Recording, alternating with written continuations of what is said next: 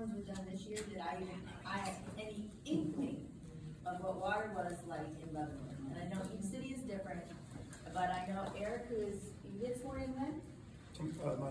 Monday, water board person. So, I don't know, if you can educate us a little bit on how Sure. things go. You can stand, you can stand, whatever you want to do. I'll stand. I'm less likely to talk with my hands, which my wife complains about. So, you see, sweetheart, I'm putting my hand in my pocket. Otherwise, we'll be like. I promise it's not going to stay there because I can't talk about it.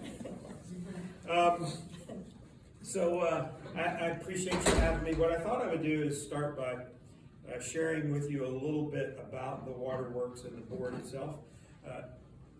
I have to say, like Kelly, I didn't realize that the water board was an elected position here, and it was only when I started browbeating people about running for office instead of complaining about government, and I saw the initial list of candidates come out that I saw that there were water board positions, and there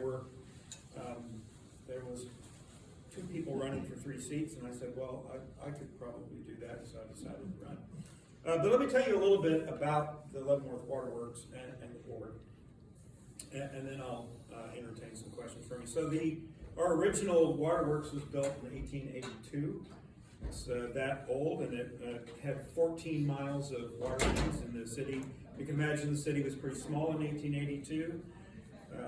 The houses near us were built in the 1860s, and out on Broadway they probably had some water, but they might have been drawn from wells at that time, I'm not sure.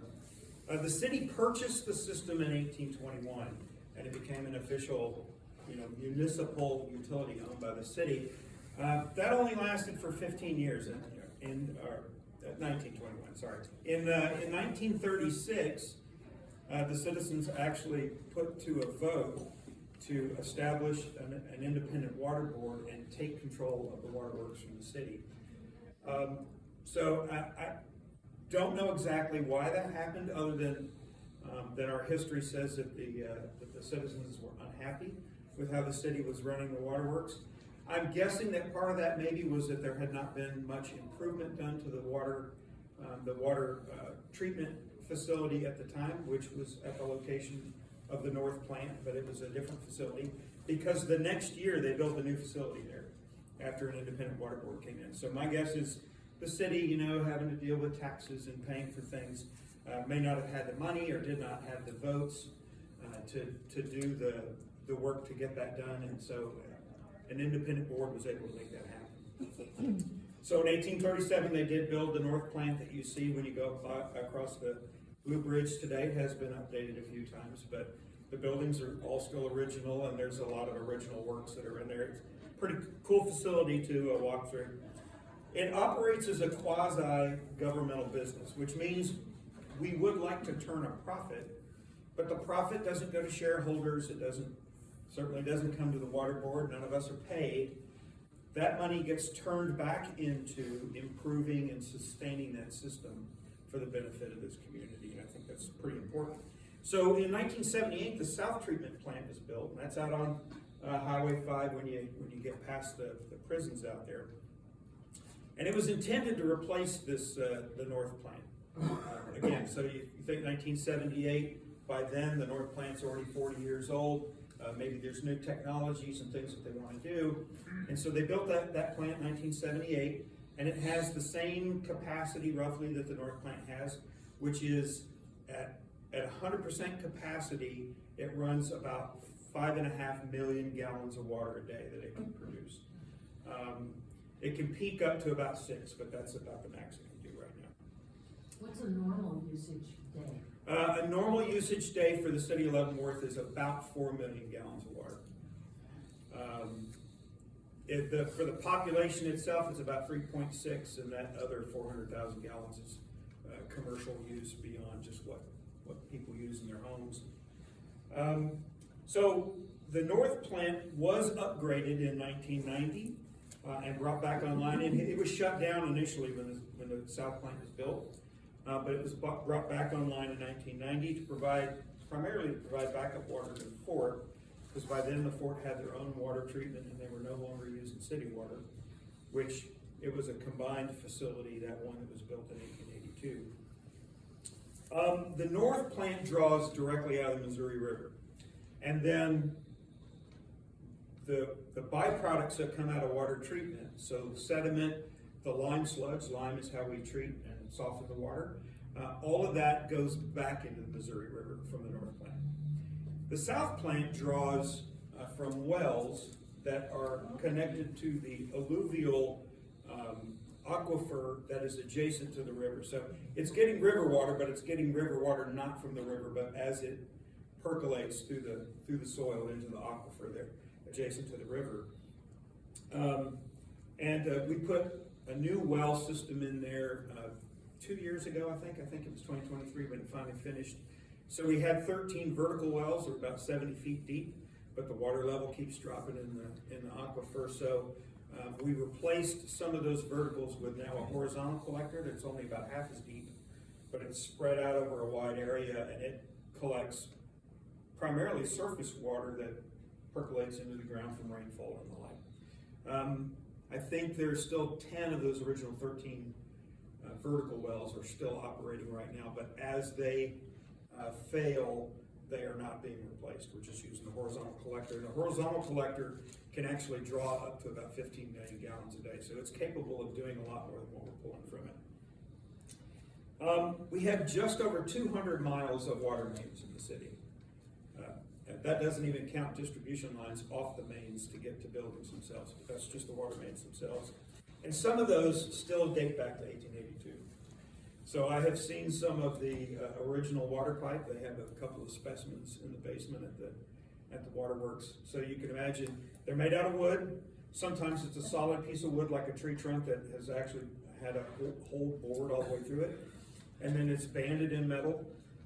When the water soaks into that wood, the wood swells up and helps it to seal against the next one that is because it's almost like a mortise and tenon kind of joint that connect the two to one another. And occasionally we will still pull those wood mains out from our streets.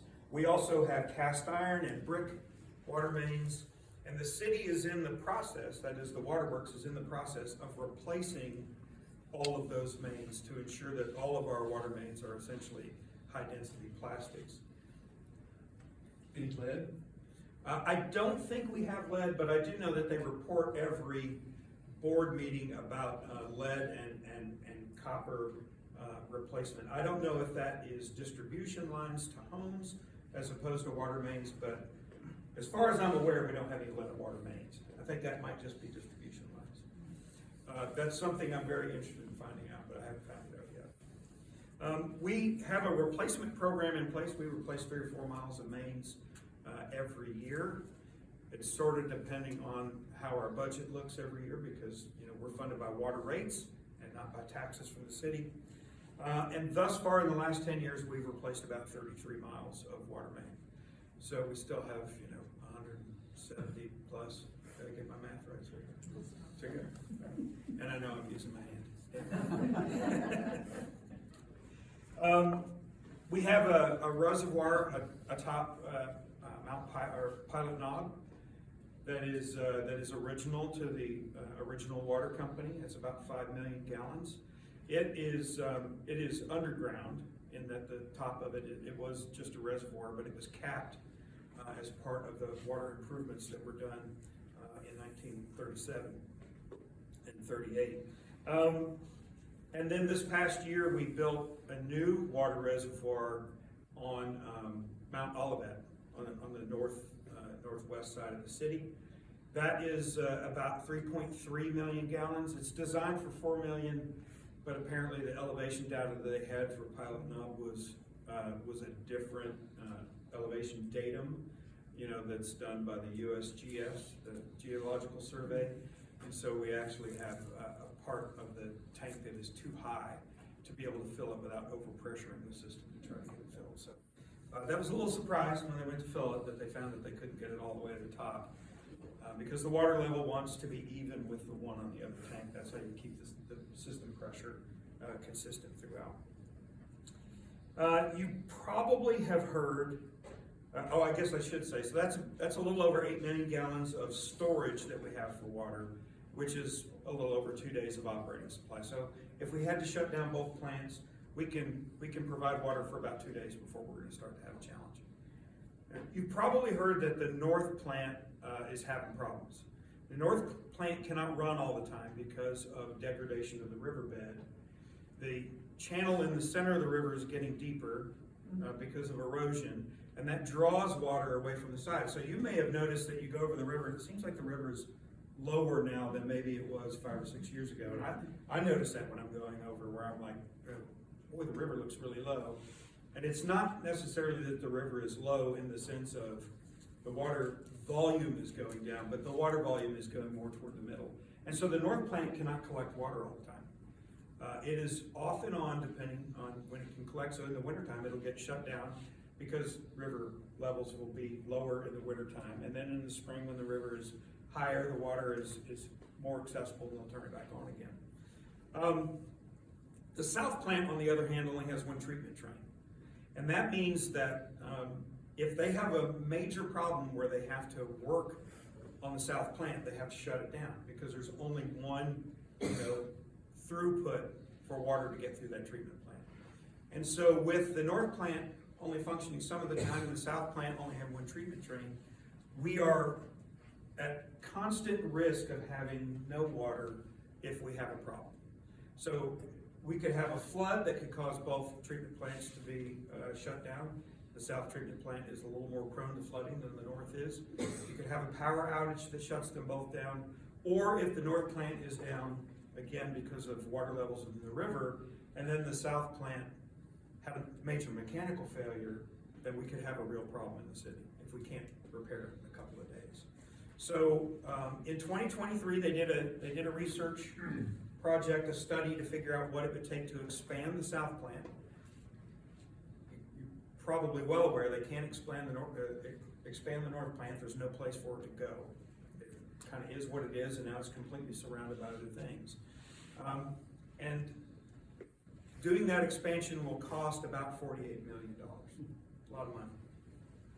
So after that study was done and they had this estimate, remember that's kind of back of the napkin, that's no actual design, it's basically taking the treatment train that they have and saying if we were to replicate that, put those same components in to have a second one, what would that cost? But after that study was done, they started working to get grant money, and they had lined up about $35 million from the federal government, and then the state agreed to provide about $11 million as matching funds to help pay for doing this upgrade. So we had $46 million of that $48 million covered. The federal government, after the administration changed back in January, and as part of their efficiency efforts across the government, decided to eliminate some of those grant programs that they had going on. Now they could come back at some point. Obviously, we've seen that happen in other areas where things have been cut, and then they've decided, well, maybe we need those things after all. So we might see that money come back. In the meantime, the Water Works has been working with our representatives in Washington, D.C. to try to at least get some funding. We have a proposal in right now through Schmidt's office. He's working it to try to get congressionally directed spending, which means using money that is within the budget already to have that allocated to this particular project. But that's only to the tune of $1.5 million or $2 million. I don't know exactly what the amount is. So what the Waterworks is looking at doing right now is essentially a kind of a phased approach to this project. So they will get funding, and they'll use some of their capital improvement funding to work it in phases. So right now we're getting ready we've done a request for qualification to find firms that can do the work that we need to have done, and then we'll move forward and we'll pay someone to design it, and that's what this funding is for. That Representative Schmidt is working on for us, is to try to get the money to pay a designer to do the actual design work to be able to do that facility. You're probably aware that we have an intergovernmental service agreement with the city for billing. So The Water Works does billing for sewer and trash, although we don't keep that money, so it comes in and then we immediately pay it to the city. They do pay us a small service fee for doing that for them, so we get a little bit of money from the city for doing that, but it's not substantial. So let me tell you a little bit about the board. So the organization is directed by state law. We have 5 members, each has 4-year terms, so we just elected 3. Calvo Leonard and I were the 2 new people that got elected to the board. Eric Peterson, who was already on the board, was reelected, and then Nick Poff and I forget who the third gentleman or the other gentleman is. They'll still be on the board. So 5 members, 4-year terms for each of us. The board's responsibility is governance, much like the school board with the school district, or in some ways what the city commission or county commission does, right? So we're responsible for policy and financial stability and strategic direction, while leaving the day-to-day operation to the general manager of the waterworks, who is a hired employee that we're responsible for hiring and providing salary and compensation and also doing the performance evaluations each year. So if the general manager, who is quite frankly an incredible individual, were not satisfying the needs, then we could decide not to continue their services and hire somebody new. So what that means on a routine basis is we do annual budget approval. We do the strategic planning for the capital improvement plan, oversight of the general manager, as I mentioned. We are involved in rate setting. We approve the rates that the general manager and the professional staff present to us. We do oversee contracting, but again, it's really approval of the recommended contracting vehicles that the Waterworks brings to us. Compliance oversight to make sure we're not getting in trouble with the U.S. government or the state of Kansas. We follow procedures like every other board that's operating here. So Kansas Open Meetings Act, Open Records, etc. Using Robert's rules to try to do things appropriately. We meet on the 2nd and 4th Mondays of the month, with occasional shifts for the holidays, since we know how Monday is a favorite holiday here in the U.S. And that's at the Waterworks main office there in Cherokee. So if you ever want to come sit in on a board meeting, they're not terribly exciting. It is mostly technical kind of things that get discussed in the meetings. I find it all fascinating, especially when they show pictures of the construction projects that they're doing. So it's all pretty interesting to me. And our boardroom is pretty small, maybe a quarter the size of this room. So not a lot of room for guests, but we got 5 or 6 seats in there if you ever want to come in and see what's going on. The biggest challenges that we face are really that south plant expansion project that I talked about. And so we're doing this incremental approach, and we'll see how that goes.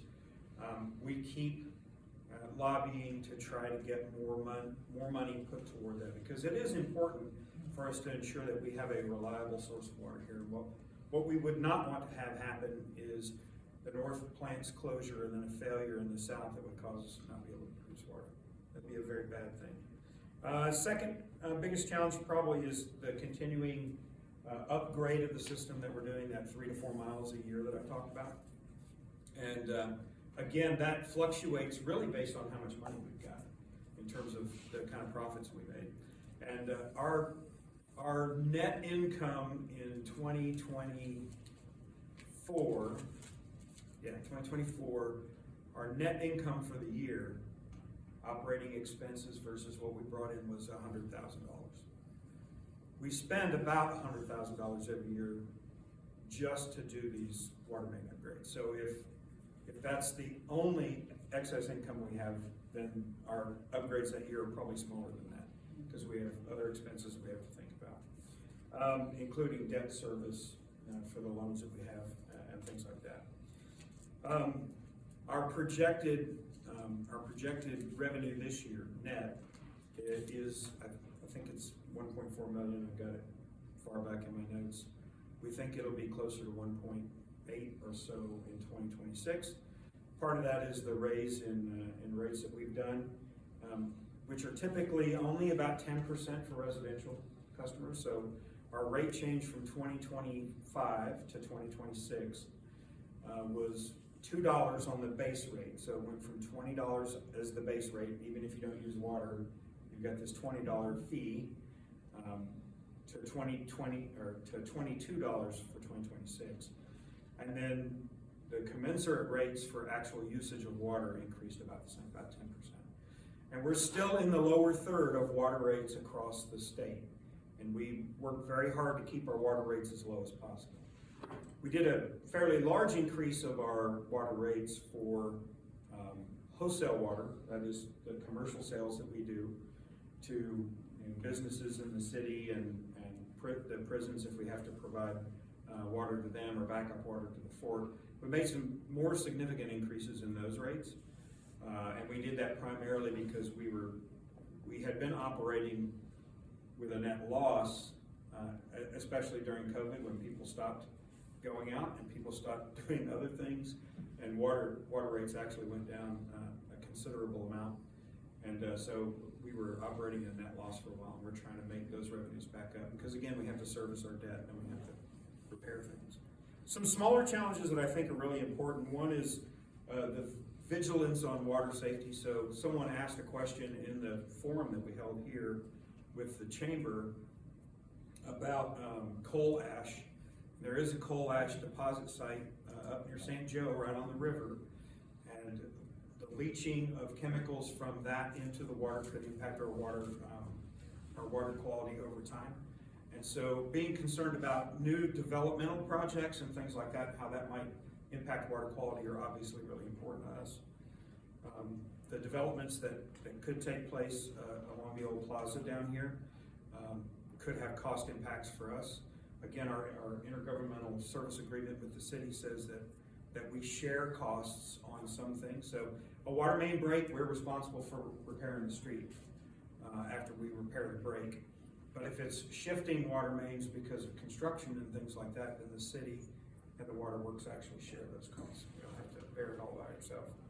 And then the fourth one, and this was really kind of my personal thing, one of the things I was really concerned about, was making sure that citizens are informed about what the water board is and what's going on. I mean, I've had people complain to me during the campaign about how in the world can the city raise our taxes and you raise our water rates?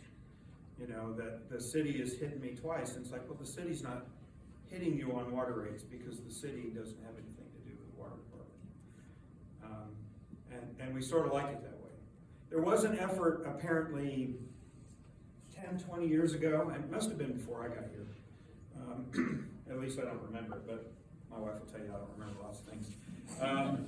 There was a referendum to try to put the waterworks back under the city.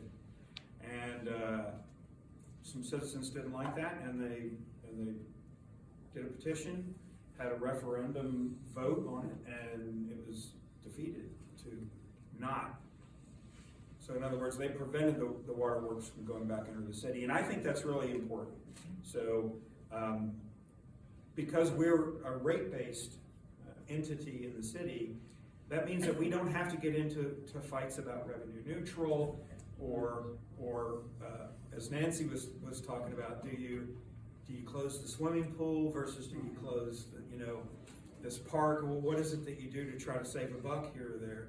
And water is fundamental to the health and safety of this community.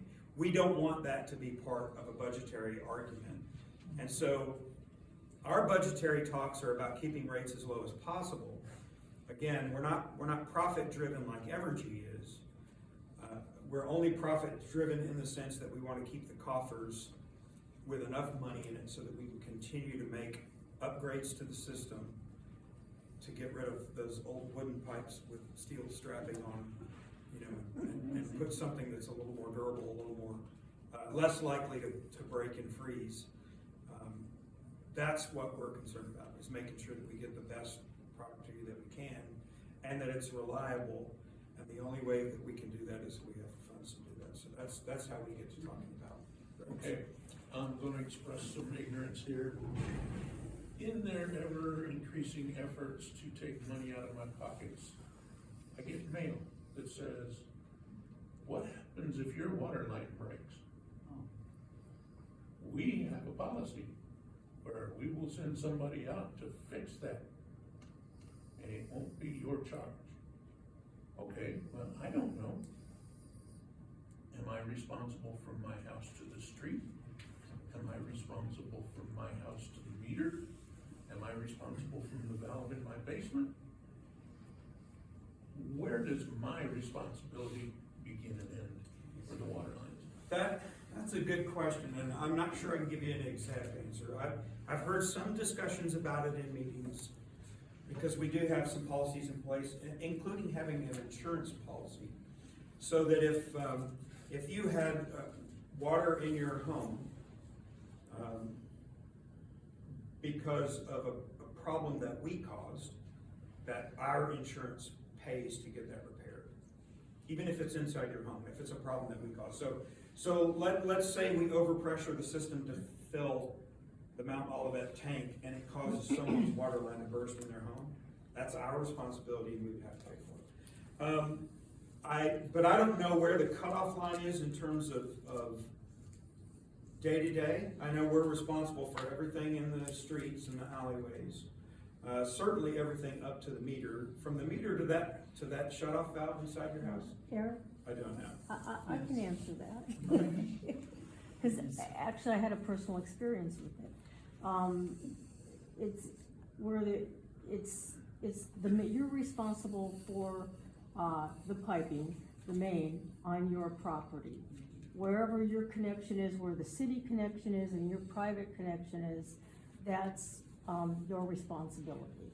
And that's gonna vary from property to property, depending on just what the length of your main pipe is and how much that's gonna cost you. I personally had our water main collapse about 2 weeks after we bought our house. So, yeah, so it was, for us, it's very costly. Like to have it repaired, it was over $10,000. So what I encourage you to, if you haven't replaced your pipe, or you know it's very old, original, if no past homeowner done it, I kind of would encourage you to look into the insurance and, and weigh it and see if it's, worth like a monthly, quarterly fee or whatever, and how old yours is. Because, well, like any insurance, you've got to figure out that periodic cost to you versus if something happened.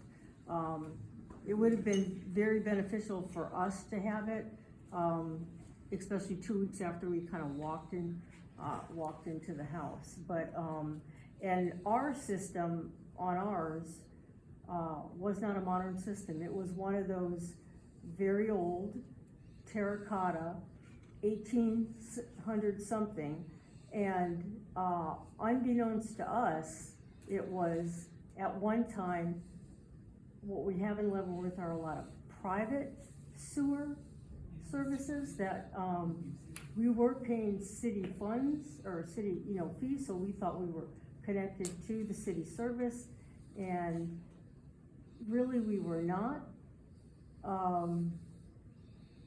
The way the main ran, so what we did is when that main collapsed, it was under a driveway, and because no one paid attention to water lines and electrical when they started doing improvements to the house. So the ultimate for us was having a new main dug connected elsewhere on the property, to the main site. That's why it cost so much. It was a totally new line that they ran. And I think So that it's some gonna of those vary. insurance things, some are for sewer, which is different than Yeah. the water piece. Mhm. And so you really have to figure out what those are, because it's. You said if it's the fault of the waterworks, then you pay for it. Who determines whose fault it is? Is it incumbent on the citizen to have to prove that? No, I mean, again, in the discussions I've had, the waterworks is pretty straightforward when they create Yeah. problems.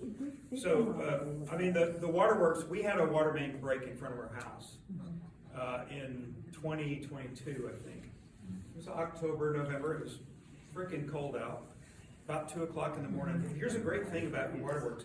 They actually monitor the the system, including they can see whether or not you have a leak at your home. Because they are actually monitoring your meter all the time. Most of the meters in the city are directly connected back to the waterworks wirelessly so that they can monitor what's going on in your home. If your water usage suddenly is steady and more than it normally would be, they can see that and they will contact you and tell you you have a problem.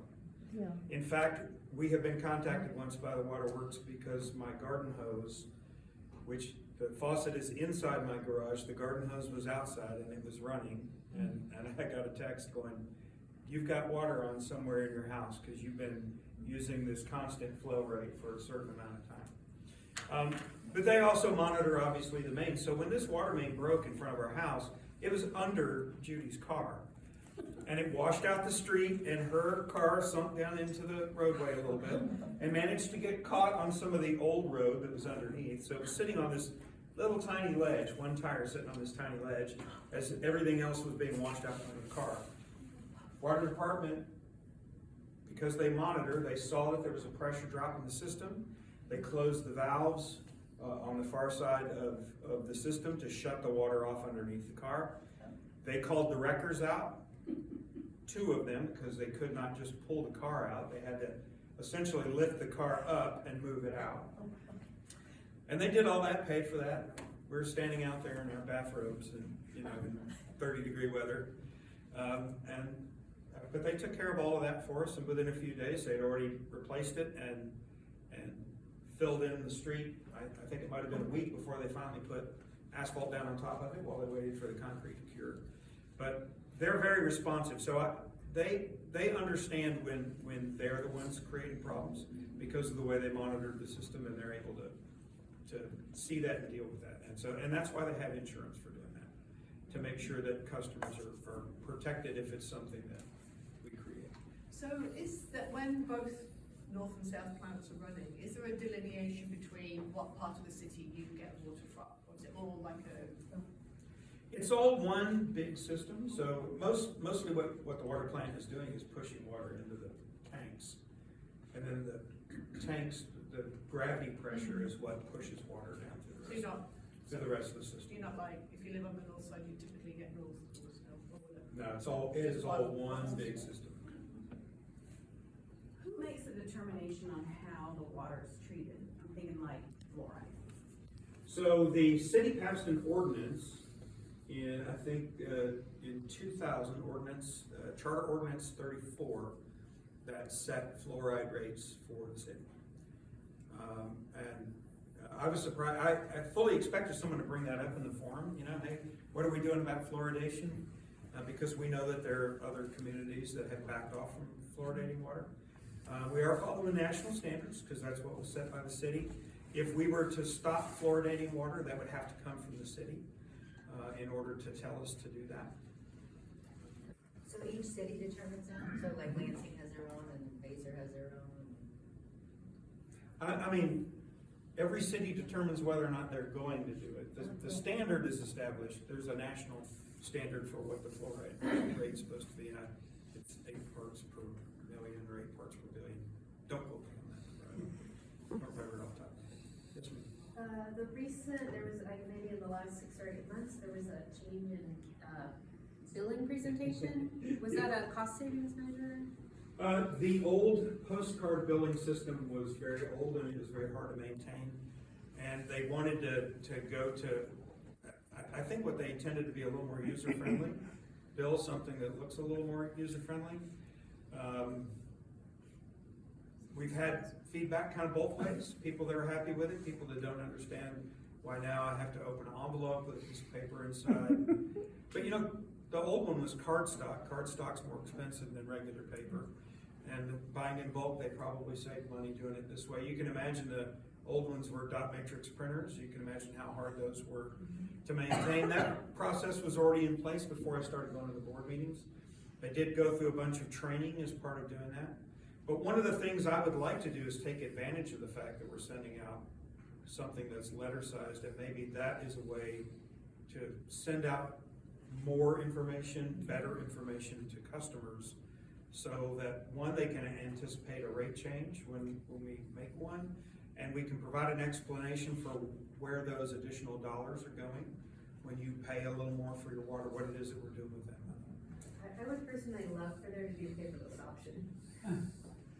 You know, I know that it says that there's an election for paperless, and there's an election for electronic payment. We're still charging fees for electronic payments, which I haven't quite figured out yet, but I haven't been in there other than to observe. I haven't been able to ask any questions of the professional staff when we're sitting in there. I'd like to find out, because I've had people ask me about that. I will explore it further when I get in there, because I agree, I would prefer not to get a paper bill in the mail if I don't have to. Yeah, especially with postage costs going up. I know I actually work for Evergy. It costs about, we save about $7 per year for customers, not a huge amount, but when you multiply it out, it's significant. $7 times 37,000 people in the city is a lot of money. Sure. Well, I'm in favor of the new setup. One of the things about it I am in favor of is it says a due date and then a past due date. Where the old ones, my wife has done a marvelous job while I gallivanted around the world paying our bills. But when she got that card and it says due upon receipt, but here's your past due date, the only date she saw was the past due date. And at one point, we stopped getting pink letters and the water stopped. Plus the other benefit of paperless billing, I mean, in effect, you have more time to pay, because your bill is posted, you get the email that says your bill is prepared, your bill goes out the same day. It's a personal preference issue, but if your bill goes out in the mail the same day and takes 5 days to get to you, you actually have more time, 3 weeks. My wife will never. Yeah, I understand that, and that's a it's a personal preference issue, but I personally would prefer to save the paper. Just hearing about the city being hacked and their IT system and they have backups for everything, how do you guys, as a quasi, separate entity, are you worried about security, safety in some of your? You know, I haven't really thought about that. We do have kind of a closed network that runs all the monitoring. So, for instance, either plant can be run from either location. You can run both plants from one of the plants through the system that they have, both for monitoring and plant control. Now, you sort of need people on the ground there, because we literally manually shovel the lime into the water as it's going along. None of that stuff's not automated, because you're constantly testing and tweaking it. So it has to, you need a person in the loop doing that to make sure that you're doing the water right. But I know that network is closed. So if anything was at risk, it would probably be our billing networks and things like that. But that is a great topic for discussion at a future board meeting as we reflect on what it is that's happened with the city here recently. All right, we're over time. Thank you Oh. so much.